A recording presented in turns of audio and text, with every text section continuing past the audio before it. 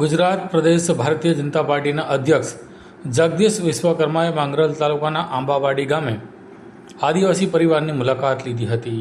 આંબાવાડી ગામે પરિવાર સાથે વાત કરી આદિવાસી રહેણી અને ખેતી કેવી પદ્ધતિ કરો છો એ બાબતે અધ્યક્ષે વાત કરી હતી। આંબાપારડી ગામે રહેતા ગરીબ આદિવાસીના ઘરે ભોજન કર્યું હતું। આદિવાસીના ખોરાક મુજબ શાક અને રોટલા જમ્યા હતા। આંબાપારડી ગામે અધ્યક્ષ સાથે કેબિનેટ મંત્રી નરેશ પટેલ, ધારાસભ્ય ગણપત વસાવા તેમજ પાર્ટીના ઉચ્ચ હોદ્દેદારો પણ ભોજન કરવા આવ્યા હતા। 7 તારીખથી ગુજરાત રાજ્યની અંદર ગૌરવ યાત્રા નીકળી છે। ગુજરાતના મુખ્યમંત્રી માનનીય ભૂપેન્દ્રભાઈ પટેલે અંબાજીથી યાત્રા શરૂ કરાવી છે। હું, નરેશભાઈ, કનુભાઈ, જયરામભાઈ, આ બધા જ લોકો અમે લોકો ઉમરગાંવથી યાત્રા શરૂ કરાવી છે। દેશના યશસ્વી પ્રધાનમંત્રી માનનીય મોદી સાહેબે જ્યારથી આ ગૌરવ દિવસ ઉજવવાનું નક્કી કર્યું છે અને ભગવાન બિરસા મુંડાજીની 150મી જન્મજયંતિ જ્યારે આખા દેશભરમાં ઉજવાઈ રહી છે અને એના ભાગ સ્વરૂપે આ યાત્રા ગુજરાતમાં 2 ભાગમાં નીકળી રહી છે। કાલે કેવડિયા ખાતે આનું સમાપન થવાનું છે।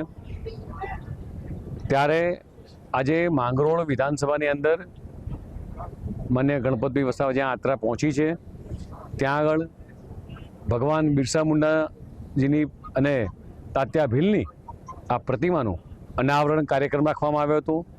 મારી સાથે કેબિનેટ મંત્રી માન્ય નરેશભાઈ, માન્ય ઈશ્વરભાઈ, જયરામભાઈ, અમારા નાયબ દંડક વિજયભાઈ, અમારા ગણપતભાઈ, માન્ય મોહનભાઈ, તમામ લોકો અને આપ જોયું ખૂબ મોટી સંખ્યામાં આ યાત્રામાં બધા જોડાયા હતા।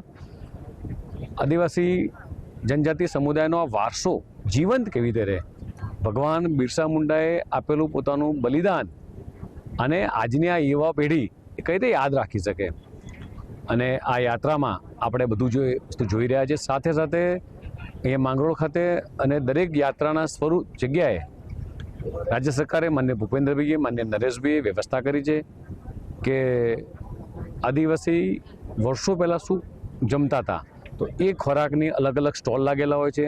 પોતાની પરંપરાગત રમતો એ પણ દીકરા દીકરીઓ રમતા હોય છે।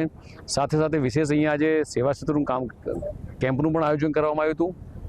કુલ મલાઈ અને દેશના યશસ્વી પ્રધાનમંત્રી માનનીય મોદી સાહેબ દ્વારા આ આદિવાસી જનજાતિ સમુદાયના લોકોનું જીવન સ્તર ઊંચું આવે, શિક્ષણનો વ્યાપ વધે અને સાથે સાથે એમની જનભાગીદારી આ દેશની આઝાદીમાં જે રહી છે ત્યારે સાથે સાથે વિકસિત ભારત 2047ના વિઝનમાં સૌને સાથે લઈને ચાલીએ એ દિશામાં રાજ્ય સરકાર માન્ય ભૂપેન્દ્રભાઈ અને અમે સૌ કામ કરી રહ્યા છીએ। સાહેબ, ધર્માંતરણને લઈને કે ટકોર કરી છે, સૂચના આપી છે, આદિવાસી સમાજના વિસ્તારમાં ધર્માંતરણ અવારનવાર થતા હોય તેવા આક્ષેપો થતા હોય છે, સરકાર દ્વારા કઈ રીતે?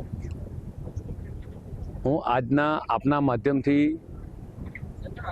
આદિવાસી જનજાતિ સમુદાયના લોકોને એવી ચોક્કસ વિનંતી અને પ્રાર્થના કરીશ કે ભગવાન બિરસા મુંડાજીએ જે 11 જેટલા જે વચનો આપ્યા હતા ને એની અંદર પણ ભગવાન બિરસા મુંડાજીએ આ વાતનો હઠાગ્રહ રાખ્યો હતો કે તમે આ ધર્માંતર ના કરશો।